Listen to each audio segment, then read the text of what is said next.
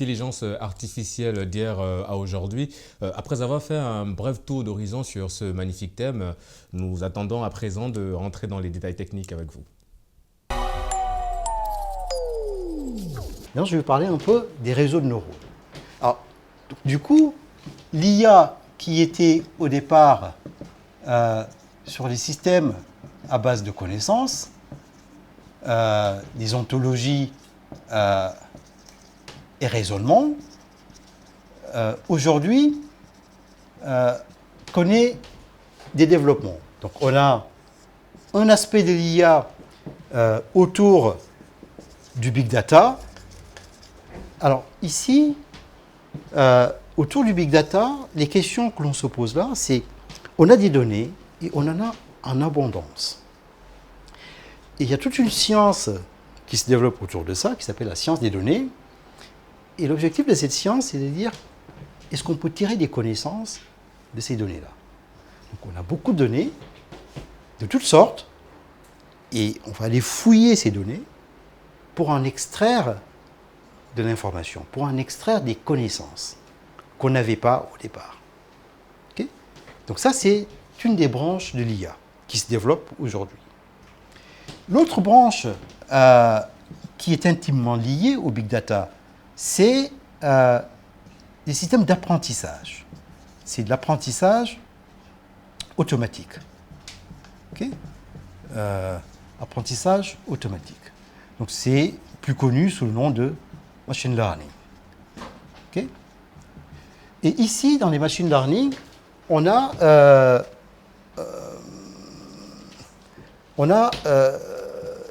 ce qu'on appelle le deep learning, qui est l'apprentissage profond. Alors, je vais vous parler un peu de deep learning, pour vous montrer un peu comment ça marche et qu'est-ce que c'est que le machine learning. Alors, ça, c'est aussi une branche très active, et c'est d'ailleurs la branche la plus active et la plus connue de l'IA d'aujourd'hui. On parle surtout d'apprentissage.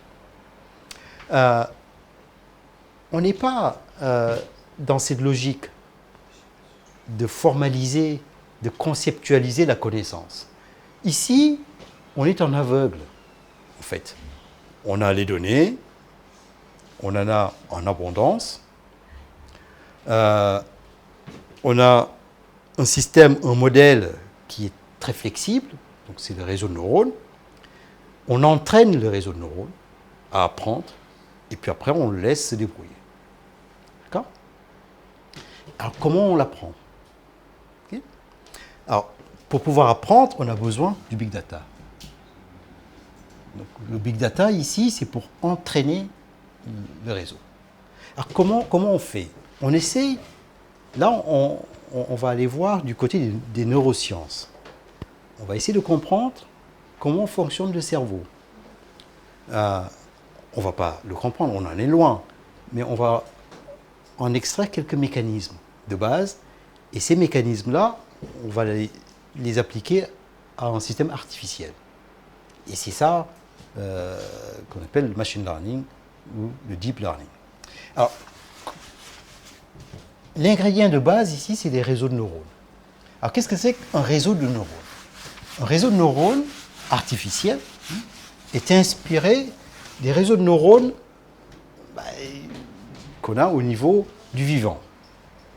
Alors, un neurone, c'est une bête, enfin c'est une bête, c'est plus que ça, qui a une tête avec un noyau, ici, et des terminaisons qu'on appelle des dendrites. Okay? Donc ça, ce sont les dendrites. Donc c'est la tête, et ici, on a un long corps qu'on appelle l'axone. Donc ça, c'est l'axone. Et l'axone se termine par ce qu'on appelle des boutons, qui sont ici. Alors, les boutons, comme les dendrites, sont des points de connexion, en fait. Donc, on a d'autres neurones. Mettons, on a ici un neurone, avec sa tête, etc. Et son axone, qui va venir se connecter avec des dendrites de ce neurone-là. Et pareil, ce neurone-là va connecter ces boutons avec les dendrites de notre neurone. Donc ces connexions-là, c'est ce qu'on appelle des synapses. Ça, ce sont les synapses. Okay. Et cet ensemble est très densément interconnecté. Ça dépend en fait du système. Okay. Si l'on prend par exemple le criquet, si on représente son système nerveux olfactif, le système nerveux qui lui permet de sentir, c'est un système qui est très simple, parce que le criquet, il fonce sur tout ce qui est vert, et puis il goûte. Si c'est bon, il dévore. Si c'est pas bon, il s'en va. Donc ça, c'est un système qui est très simple. Donc il y a très peu de neurones pour faire ça. Donc c'est un système qui n'est pas très complexe. Il y a peu de neurones. Si on prend l'abeille, le système olfactif de l'abeille, c'est quelque chose de très élaboré. Là, on a besoin de beaucoup de neurones pour réaliser les tâches que font l'abeille. Et si on prend le cerveau humain, on a évidemment énormément de connexions entre ces neurones-là. Les connexions s'établissent au fur et à mesure que l'on grandisse à l'enfance. Quand on est, toutes ces connexions ne sont pas encore effectives, et puis on apprend et les connexions se font, etc. Alors comment ça fonctionne ? On va prendre ce neurone-là. Le neurone va recevoir des excitations sur ses dendrites. Donc tous les autres neurones vont lui envoyer en fait des messages. Vous comprenez, c'est un individu, on lui raconte des histoires. Donc tous les neurones qui sont connectés là lui envoient des excitations. Et le neurone agrège ces informations. Donc il collecte ces informations. Au départ, si on regarde l'intérieur et l'extérieur du neurone, donc une partie d'autre de la membrane, on a une différence de potentiel. Donc l'intérieur est chargé, si on prend la membrane comme ça, l'intérieur est chargé négativement par rapport à l'extérieur. Et comme on a des différences de charge, on a une différence de potentiel. Donc on a une tension. Donc une tension, c'est comme la tension électrique que vous avez là, qui est du 220 volts. C'est des différences de charge. Donc on a une tension. Et la tension au repos, c'est quelque chose qui est de l'ordre de moins 70 millivolts. Okay. Et donc ça, c'est ce qu'on a au repos. Quand il reçoit les excitations, si les excitations dépassent un certain seuil, en fait, le neurone va répondre à ces excitations-là. Donc, on lui raconte des histoires, à un moment donné, il se dit, bon, mais ça c'est fiable, ce qu'on m'a raconté là est fiable, et à ce moment-là, il transmet ce qu'on lui a raconté, il transmet l'information. Donc, il transmet l'information comment ? C'est, en fait, c'est la perméabilité de cette membrane-là qui va changer. Et donc, il va y avoir un rush d'ions positifs, donc de charge positive, et la polarité va être inversée, et on va passer très rapidement de moins 70 millivolts à quelque chose qui va aller jusqu'à, mettons, de l'ordre de 40 millivolts. Et puis après, ça redescend, il y a une repolarisation, et on a quelque chose de ce genre. Donc ça, c'est une décharge électrique, qui donne cette courbe-là. Cette décharge-là, c'est ce qu'on appelle un potentiel d'action. Un potentiel d'action. Et le potentiel d'action, il prend naissance ici, il va se propager le long de l'axone.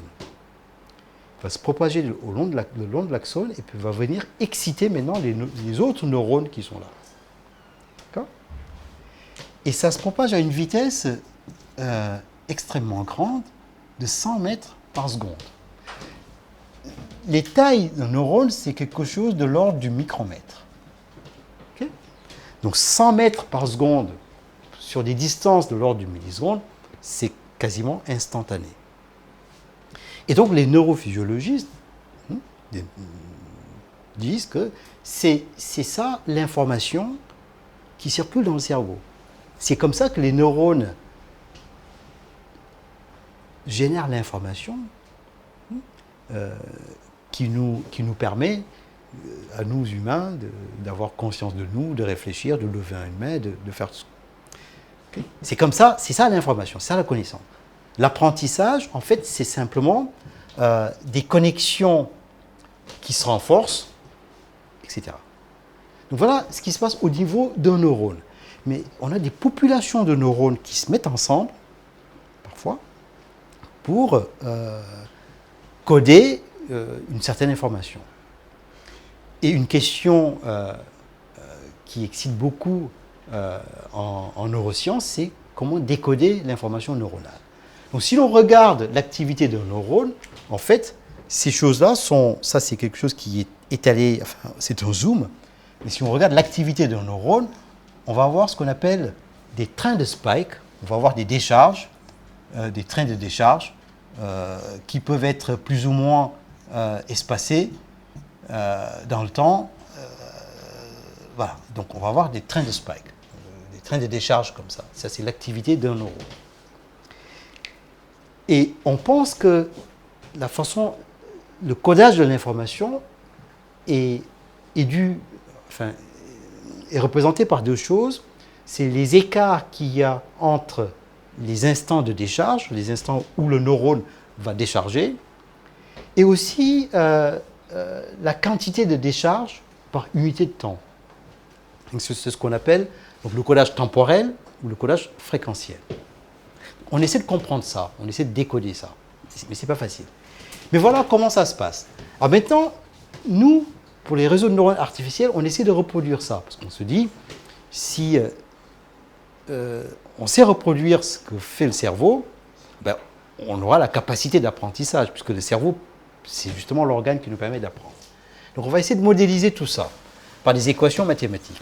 Alors comment on fait? Comment on fait? Eh bien, on va dire simplement que ce qui arrive ici est un signal. Donc, c'est des excitations que l'on reçoit des autres neurones. Donc, le premier neurone, mettons, va avoir une excitation que je vais appeler X1. Le deuxième neurone va donner une excitation X2. Et ainsi de suite. Donc, le énième neurone qui est connecté sur le énième dendrite, je l'appelle X petit n. Okay? Donc, ça, ce sont les excitations qui viennent des autres neurones. Et le neurone agrège ces excitations, mais avec des poids différents. Les poids, c'est en fait les connexions qui se font au niveau des synapses. Ces connexions-là ne sont pas uniformes, ça dépend des neurones. Donc à chaque neurone qui va venir là, on va lui associer un poids. Et donc du coup, l'agrégation de tout ça, c'est une somme pondérée. Donc à chaque neurone XI, chaque information, on va associer un poids qui est WI. Et on prend la somme de tout ça, qui représente l'agrégation, donc sur l'ensemble des neurones. Donc I allant de 1 au nombre de neurones qui sont connectés à celui-ci. Donc voilà ce que reçoit ce neurone. Mais le neurone, il ne décharge que lorsque cette quantité-là est jugée... il ne décharge que lorsqu'il considère que l'histoire qu'on lui raconte est fiable. Et donc il y a une fonction qu'on appelle une fonction d'activation, donc une certaine fonction f, qui est une fonction d'activation. Alors cette fonction d'activation, on la représente par un seuil. On va dire simplement que si cette quantité dépasse un certain seuil, eh bien, le neurone il dit, eh bien, ça c'est... Voilà, maintenant je juge que l'histoire qu'on m'a racontée est fiable, je peux la relayer. Et donc, le neurone décharge. Donc, le signal qu'on a là, donc ici, c'est effectivement représenté par cette quantité. Donc ça, c'est pour un neurone. Et on en a un réseau. Donc, on a tout un ensemble de neurones. Chaque neurone reçoit plusieurs sorties, plusieurs entrées, qui sont ces excitations, et envoie cette sortie-là, Y. Et donc, un réseau de neurones, ce qu'on appelle un réseau de neurones artificiel, okay, un réseau de neurones, c'est un réseau que l'on fait comme ceci. Chaque point que je représente ici est un neurone. qui reçoit des données. Donc les données sont initialement le signal que l'on veut traiter, etc. Et puis maintenant, il va envoyer en sortie donc, ce signal Y. Donc chaque neurone va envoyer ça, son signal. Et on a plusieurs couches. Donc ici, ça c'est une première couche. Et puis maintenant, après, on va avoir une deuxième couche. Okay, qui sont donc ces neurones-là sont connectés à ceci, par ce que je vous avais dit. Connecté à celui-là, il est connecté là. Voilà. Il est connecté à tout ceci. Celui-là est connecté à celui-là. Etc. Donc ça, ce qu'on appelle... okay, et ainsi de suite. Donc, on a des sorties, etc. Donc là, j'en ai mis 4. Ici 4 aussi, mais on a un certain nombre de neurones connectés avec un certain autre nombre de neurones, et ainsi de suite. Et donc, c'est ce réseau-là qu'on appelle réseau de neurones. Alors maintenant, quand on dit du deep learning, c'est qu'on a une couche en entrée, et des couches comme ça, on va en avoir des milliers. Donc, on dit un deep, ça veut dire qu'il est profond, le réseau est profond. Donc, on va avoir des milliers de couches comme ça, pour essayer de représenter les neurones, et puis à la fin, on sort avec, je mets ici grand Y, un résultat final. Cette structure est très riche. On peut en fait représenter n'importe quelle fonction mathématique avec une structure comme celle-là.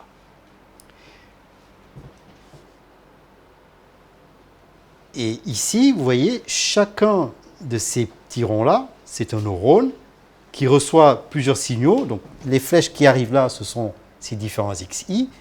Et à chacun, il y a un poids. Okay, on fait la somme. Et puis, il y a une fonction d'activation qui donne une sortie qui est là.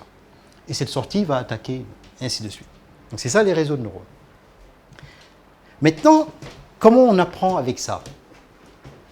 Vous voyez que c'est extrêmement complexe, surtout si on a des milliers de couches. C'est un modèle qui est horriblement compliqué. Okay, donc on peut avoir des millions de paramètres dedans. Okay, et les paramètres, c'est quoi? Ce sont ces fonctions, ce sont ces poids-là. C'est-à-dire quelle connexion on va privilégier là-dedans. Ce sont ces poids-là qui... Et les fonctions d'activation. Les fonctions d'activation, en fait, c'est des fonctions seuil. On va dire que, mettons, c'est 0 jusqu'à un certain seuil. Après, ça fait ça. Mais ce que je voulais vous montrer maintenant, c'est le deep. Et comment on apprend. Comment on apprend et où intervient le big data, et où intervient les données. Alors, donc ce qu'on a, c'est on a un réseau avec des couches. Okay, donc ça, c'est la couche d'entrée. Après, on a une première couche intermédiaire, etc. Et je vous dis, on a des milliers de couches. Donc ici, première couche interne. On peut avoir grand K couche interne, K pouvant dépasser 1000, etc. Et on a une couche externe. Donc ici, c'est la couche d'entrée. Et ici, une couche de sortie. Et ici, on a les résultats du réseau de neurones. Donc ici, ce sont les données d'entrée. Alors, comment on fait maintenant? Comment on fait? En général, prenons un problème de classification. Dans un problème de classification, mettons, par exemple, vous avez des images. Vous avez des images d'individus, d'accord? Et vous voulez savoir si à partir des images de visage, on va être capable de détecter si un individu est sur le point de commettre un vol ou pas. Par exemple, vous avez des caméras qui sont placées quelque part dans une zone que vous voulez surveiller et vous voulez savoir est-ce que derrière ces caméras, pouvez mettre une intelligence artificielle qui va vous dire la probabilité pour que telle personne, vu la physionomie de son visage, l'expression du visage, de son visage, est-ce qu'il est sur le point de commettre un acte délictueux ou pas. Donc comment on fait? On va prendre le réseau et on va l'entraîner. On va l'entraîner, ça veut dire qu'on va commencer par lui mettre en entrée des images. Des images pour lesquelles on connaît le résultat final. On sait que pour cette image-là, si l'individu a commis après un acte délictueux ou pas. Okay? Donc, on lui met quelque chose en entrée, on voit ce qui va sortir. Et on sait ce qui aurait dû sortir. D'accord? Et on compare maintenant. Donc ici, on a des données d'apprentissage. Donc ici, des données taguées. Okay? On a des données taguées. Okay? Qui sont pour une phase d'apprentissage. Okay? Phase d'apprentissage. Alors, donc en général, c'est une séquence de données. On a x1, et pour x1, on sait quel résultat on attend. y1. On a donc x2, on sait quel résultat on attend, y2, et ainsi de suite. Donc on en a une très très grande quantité. xn, yn. Pour que le réseau puisse apprendre, il faut que le nombre de données qu'on lui donne là soit suffisamment grand pour pouvoir en fait contenir tous les scénarios possibles et imaginables. Et c'est là que le big data intervient. Maintenant, on peut faire ça parce qu'on a suffisamment de données. Alors, ici en sortie, on va avoir pour chaque xi en entrée, pour chaque couple xi, yi en entrée, on va avoir une sortie que je vais noter zi. Que je vais noter zi. On va maintenant comparer ce zi avec le yi. Si le zi est égal au yi, on dit que là, le réseau a donné la bonne réponse. Donc, on en tient compte. On va dire au réseau, on va lui reboucler l'information, comme quoi la réponse qu'il vient de donner là est la bonne. Et le réseau en tient compte pour réajuster ses paramètres. Par contre, si le y est différent du z, on va lui dire « Ah là, vous avez fait une grave erreur. Il faut corriger. » Et le système nerveux, l'humain, on fonctionne comme ça, en fait. Il y a des zones du cerveau qui fonctionnent de cette façon-là. Donc, il y a une zone du cerveau qui va modifier des connexions en fonction, justement, du résultat de l'expérience qu'on a fait dans l'apprentissage. Okay? Il y a des connexions qui se renforcent et des connexions qu'on enlève. Mais d'un point de vue mathématique, on va ici définir une fonction coût, qui est, donc je l'appelle zy, okay, qui est le coût d'avoir une réponse z, sachant que la bonne réponse c'est y. Donc si y est égal à z, le coût doit être nul, ou faible en tout cas, et si y est différent de z, le coût doit être élevé. Et le coût doit être d'autant plus élevé que y et z sont éloignés. Et donc ce que l'on fait, c'est de dire, je vais choisir le réseau, donc les WI qui sont là, pour que ce coût-là soit le plus petit possible. Donc voilà le problème mathématique qu'on a à résoudre, c'est un problème d'optimisation. Mais ce problème-là, avec des réseaux ici qui sont très élevés, à l'origine, c'était un problème non traitable. Maintenant, avec les supercalculateurs qu'on a, ça devient un problème traitable. Donc maintenant, on parle de la révolution de l'IA.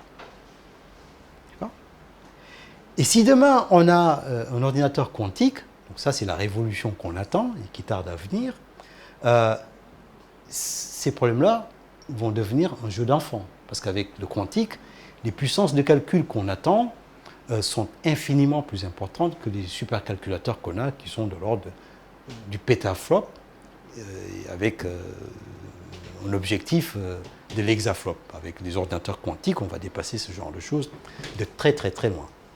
Mais en tout cas, voilà ce qui fait qu'aujourd'hui, on parle de l'IA, parce qu'on sait le faire, parce que les réseaux de neurones, on connaît ça depuis une trentaine d'années. Comment optimiser les réseaux de neurones? On sait le faire aussi depuis une trentaine d'années. Et on le faisait avec très peu de couches, puisqu'on n'avait pas la puissance de calcul pour le faire. Et l'IA, on n'en parlait pas. Parce que simplement, ce qu'on arrivait à traiter, c'était des problèmes de dimension beaucoup plus faibles que ce qu'il faut pour espérer avoir de l'intelligence. Okay. Voilà donc les deux choses qui font qu'on parle d'intelligence artificielle. Alors, les applications maintenant, quelques mots sur les applications. Donc, je vais vous parler juste de quelques programmes. Il y a les HBP, comme Human Brain Program, Project. Okay. Donc ça, c'est la version européenne. Okay. Qui est un grand programme sur 10 ans, qui a démarré en 2013, sur 10 ans, okay, pour essayer de comprendre le cerveau. C'est un programme qui est doté d'un milliard, 1 milliard d'euros sur 10 ans. Et la même année, les Américains ont lancé leur propre programme qui s'appelle Brain Initiative. Okay. Pareil, c'était en 2013. Donc ça, c'est le programme US. Et celui-là, c'est 4 milliards de dollars. Okay. 4 milliards et demi de dollars. Donc vous voyez les sommes qui sont injectées dedans, c'est inimaginable. Donc ça, c'est pour simplement comprendre le cerveau. Alors après, il y a le Japon qui s'est lancé lui aussi en 2016 avec son programme, non pardon, en 2014, et puis la Chine en 2016. Qui ont aussi chacun un programme sur la compréhension du cerveau. Après, sur l'IA, c'est pareil. On a énormément de programmes en ce moment sur l'Europe. Alors sur l'Europe, on a beaucoup de programmes différents sur l'IA. Pour la santé, pour l'environnement, le domaine militaire, évidemment, l'éducation, les véhicules autonomes,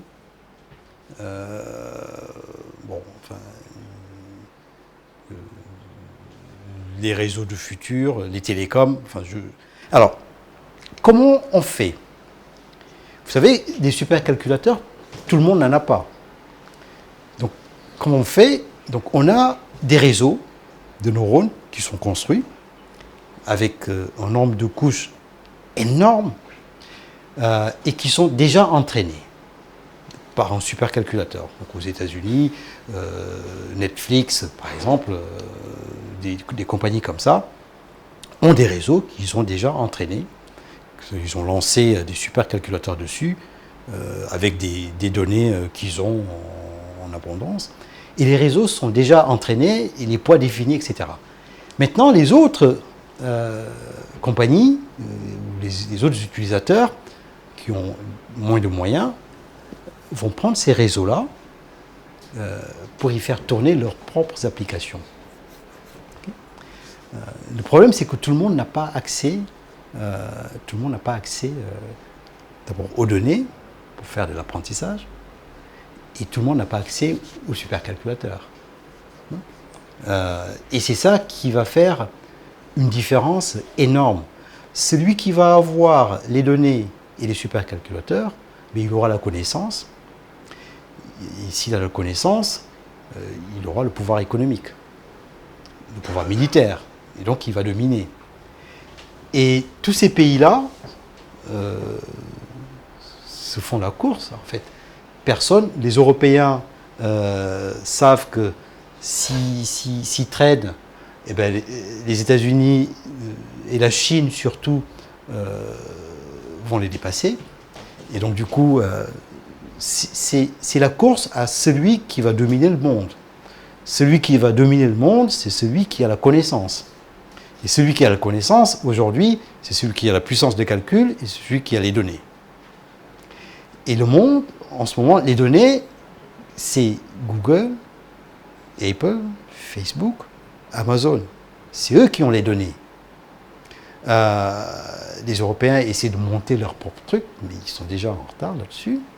La Chine arrive avec une vitesse grand V, parce qu'ils ont compris ça. Et ils sont énormes, puisque derrière, c'est qui a la connaissance aura l'économie, donc aura le pouvoir. Et donc nous, dans tout ça, qu'est-ce qu'on peut faire? Il y a des choses qui ne coûtent pas cher et qui sont ouvertes à tout le monde. C'est l'accès à la connaissance. Par exemple, on a ces réseaux. Ces réseaux, il faut les optimiser. Pour les optimiser, il faut faire des mathématiques. Les mathématiques, ça ne coûte pas cher. N'importe qui peut faire des mathématiques. Nous, en Afrique, on est tout à fait capable d'aller voir les problèmes mathématiques qui se posent là et d'essayer d'y réfléchir comme tout le monde. Personne ne nous empêche de faire ça. Et on n'a pas besoin de moyens pour faire ça. C'est juste travailler, quoi. On n'a pas besoin de moyens. Okay. Ce qu'on peut faire aussi, et surtout sur le plan mathématique, c'est ce qui pose le plus grand problème aujourd'hui, le plus grand défi de l'IA aujourd'hui, c'est d'ordre plutôt philosophique, c'est de comprendre ce que font ces algorithmes. Je vous ai dit, le réseau de neurones, c'est quelque chose d'artificiel, on y met des poids, on fait des mathématiques et puis on attend de voir ce qui sort. Mais on ne sait pas expliquer ce qu'on obtient. On a des résultats, ça peut être des résultats spectaculaires, mais on ne sait pas les expliquer. On ne sait pas les prédire. Et ça pose vraiment un problème. Est-ce qu'on peut se fier à la machine sans comprendre ce que fait la machine, sans pouvoir prédire ce que fait la machine? Et donc, il y a beaucoup de programmes de recherche en ce moment, en mathématiques, en informatique, qui essaient de comprendre qu'est-ce que font ces algorithmes. Si les algorithmes donnent tel résultat, est-ce qu'on pouvait prédire ce résultat-là? Voilà. Donc, ça, c'est le grand défi qui reste. Parce que tant qu'on n'a pas résolu ce problème-là, ce sera difficile d'accepter de donner à une machine le pouvoir de faire une opération toute seule, le pouvoir de conduire une voiture toute seule. Voilà, il faut pouvoir comprendre ce que ça fait, etc. Donc c'est un grand défi qui est ouvert et sur lequel tout le monde a sa place, quoi. Tout le monde peut y apporter sa contribution, y compris dans les pays pauvres. Parce que là, c'est un stylo, une feuille de papier et puis sa tête, c'est tout. Je pense que je vais m'arrêter là. Si vous avez des questions, si vous avez des commentaires, on peut en débattre. Merci, Monsieur Boup, pour ce magnifique cours sur l'intelligence artificielle. On est évidemment passé du big data à la connexion des synapses. Ce cours aura permis à beaucoup d'étudiants d'avoir un maximum d'informations sur ce magnifique thème que nous avons décortiqué ensemble tout au long de cette émission. Je rappelle le thème, c'était l'intelligence artificielle d'hier à aujourd'hui. Nous remercions au passage aussi nos abonnés de Téléécole qui nous suivent sur les différents réseaux sociaux de la télé, notamment Facebook, Twitter, mais également sur le site de la télé www.télé-école.tv.